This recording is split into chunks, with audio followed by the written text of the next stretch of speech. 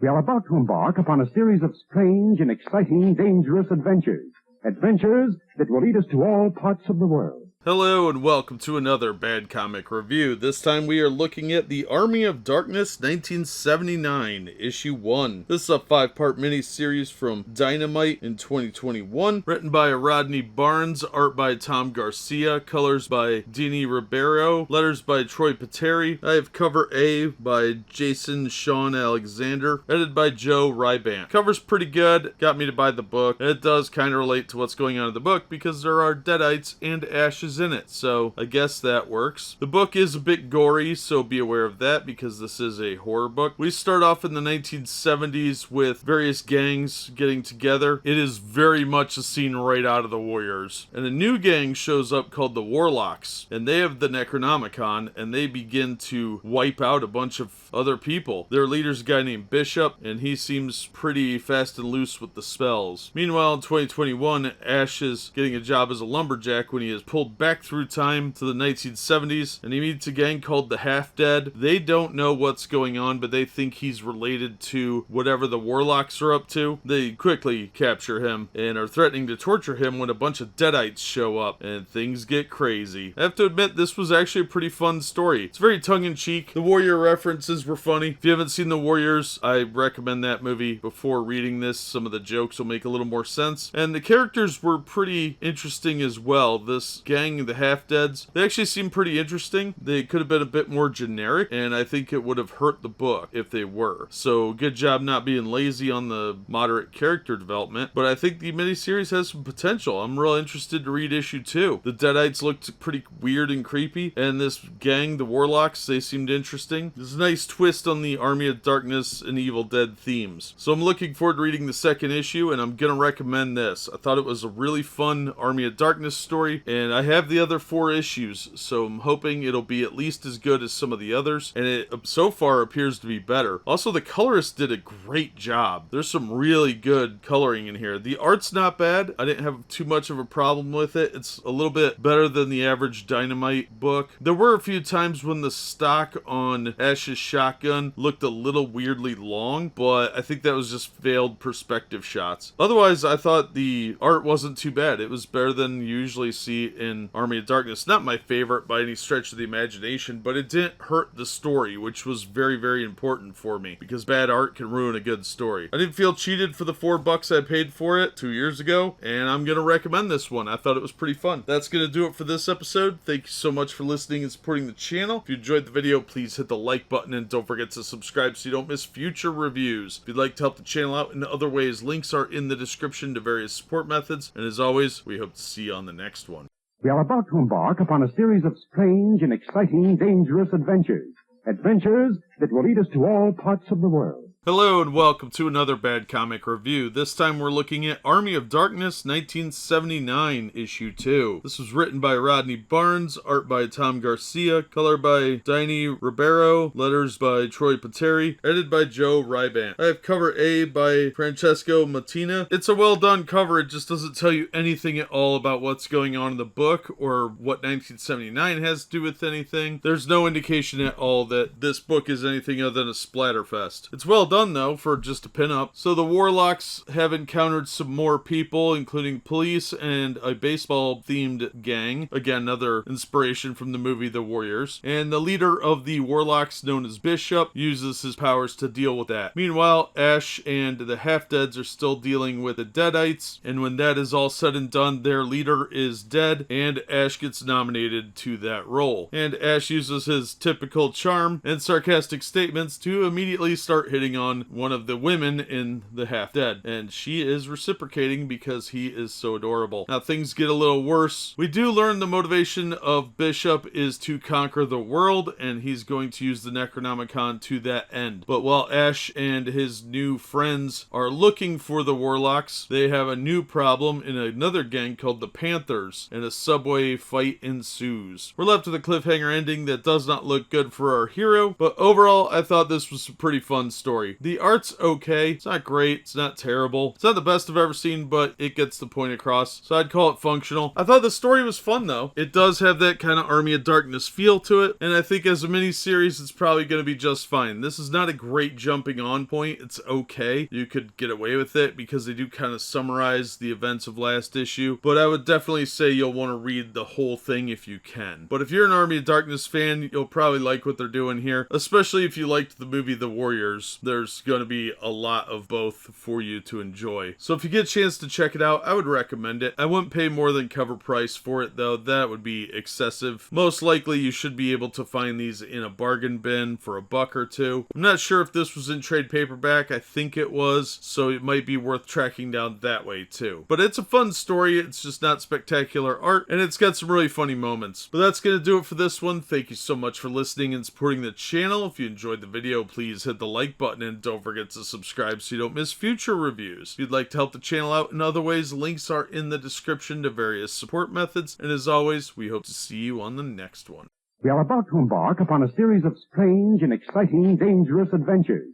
Adventures that will lead us to all parts of the world. Hello and welcome to another Bad Comic Review. This time we're looking at The Army of Darkness 1979, Issue 3. This is a 5-part miniseries from Dynamite in 2021, written by Rodney Barnes, art by Tom Garcia, colors by Dini Ribeiro, letters by Troy Pateri, edited by Joe Rybant. I have cover A by Francesco Mattina. It's a well done cover, but it tells you nothing about what's going on in this book at all. That's just a generic cover image. So the Half-Deads and Ash have to fight these Panthers. Some of the gang are a little unsure about what to do, but they get rallied pretty quick. For some reason, the news media has been made aware of the weird witchcraft deaths, while Bishop and his crew are continuing their journey. Now, his gang, the Warlocks, don't really want to do what he says, so he has to make an example out of someone. Now, Ash and the Half-Deads do make it to Central Park, where they run into a gang called the Mrs. Brady's, who are a bunch of frumpy ladies that do have a little bit of information on where the Warlocks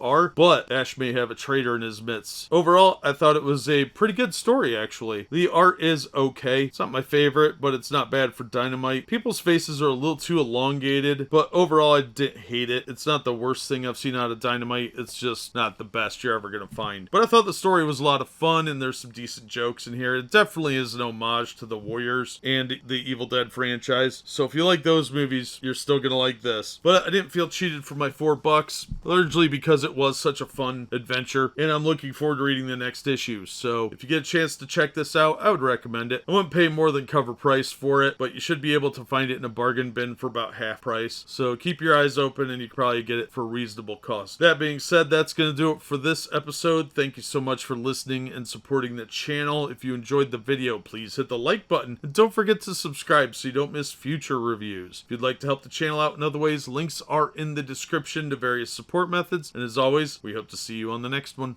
We are about to embark upon a series of strange and exciting, dangerous adventures. Adventures that will lead us to all parts of the world. Hello and welcome to another Bad Comic Review. This time we're looking at The Army of Darkness 1979 Issue 4. This is a 2021 miniseries from Dynamite, written by Rodney Barnes, art by Tom Garcia on pages 1 through 12, and Edu Mena on 13 through 22, color by Dini Ribeiro, letters by Troy Pateri. I have cover A by Francesco Mattina, and the book was edited by Joe Rybant. Cover's good, but the relationship to the storyline is pretty much non-existent.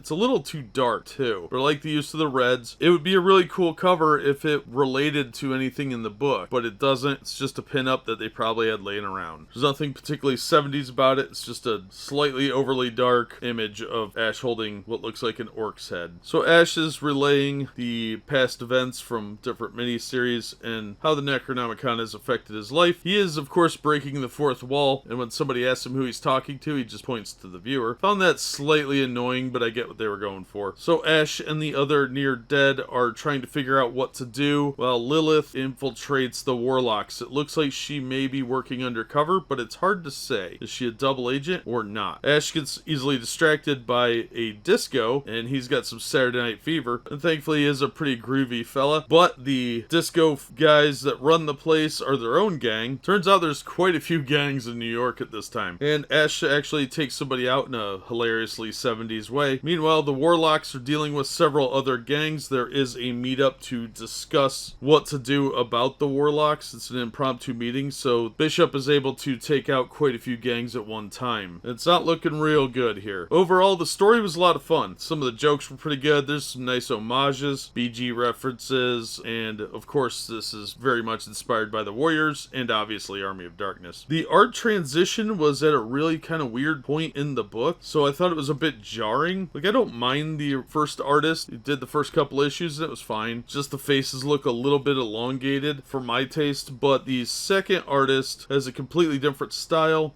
I thought the second artist actually drew Ash a little bit better. Otherwise, everybody pretty much looks the same. So, not bad art. It's just a little bit of a weird transition between the two artists, but that's mostly because of the way that Ash's face looks between the two different styles. But I like the second artist pretty well, so I didn't have a problem with it. Every now and then mistakes happen or events come up where sometimes I have to switch an artist halfway through the book. That's not that big of a deal as long as they're consistently good styles. And I think they both worked pretty well, especially for a Dynamite book. So I actually enjoyed this quite a bit. I think this is a pretty fun miniseries. Hopefully it wraps up well. It's just a weird 70s story with a lot of influences from some really fun films. So I am going to recommend this, but I wouldn't pay more than cover price for it. And if you can, try and get it in trade paperback. I think it'll probably be a much more fun read that way. So that's going to do it for this one. Thank you so much for listening and supporting the channel. If you enjoyed the video, please hit the like button and don't forget to subscribe so you don't miss future reviews. If you'd like to help the channel out in other ways, links are in the description to various support methods. And as always, we hope to see you on the next one.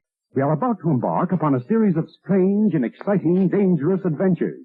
Adventures that will lead us to all parts of the world. Hello and welcome to another Bad Comic Review. This time we are looking at The Army of Darkness 1979, issue 5. This is the final installment of the miniseries from Dynamite, and it was written by Rodney Barnes, art by Edu Mina, colors by Dini Ribeiro, letters by Troy Pateri, edited by Joe Rybrandt. I have cover A by Francesco Mattini, and it is a good cover, but unfortunately, like all the other cover A's for this series, it has nothing to do with what is in the book. So it's very distracting to have these weird paintings of aspects of Ash and various undead when they don't even relate to the story at hand. So Ash and the other half-deads are fighting the Warlocks. It looks like Lilith has betrayed them, but the other gangs show up to help out, and Bishop summons a bunch of Deadites, which Ash and the others have to deal with before they could get out and actually fight the Warlocks. And Ash quotes a famous movie, which again should have been in quotation marks so that you know it's a quote from another property. Otherwise it looks like you're just stealing lines and trying to claim that they're yours. We do learn how Bishop got the book, and we do get a resolution when Ash and his friends show up. Now it would appear that this copy of the Necronomicon is not invulnerable, but Ash does get a little bit of wish fulfillment at the end, even though he is sucked through the portal yet again. Overall, I thought the story was a lot of fun. It was silly. It was a interesting mashup of Army of Darkness and the Warriors, which I thought was funny. And it had some pretty good one-liners and jokes. This issue had some really cool bad guy art. Some of the art looked a little rushed, but overall I didn't have that much of a problem with it. I've seen way worse from Dynamite. There were some obvious corner cuttings where the backgrounds were just flat blank areas, and I think that's always a little lazy, but it did work for what you're getting here, and I didn't have a problem with it. I thought the miniseries was actually a pretty fun story, and for me that was more than enough to compensate for any flaws that I saw in the art. So if you're a big Army of Darkness fan, you'll probably like this pretty well, especially if you've seen the Warriors. There's a lot of in-jokes here. So I'm going to recommend this. I thought it was fun, and I do hope they do some more Army of Darkness miniseries that were at least as good as this. So if you get a chance to check it out, I would absolutely recommend it. Probably shouldn't pay a lot for it. I wouldn't pay more than cover price for any of the single issues. It's not really worth that, but if you can pull these out of a bin for $1 or $2, then I would say absolutely track it down. That's going to do it for this episode. Thank you so much for listening and supporting the channel. If you enjoyed the video, please hit the like button, and don't forget to subscribe so you don't miss future reviews. If you'd like to help the channel out in other ways, links are in the description to various support methods, and as always, we hope to see you on the next one.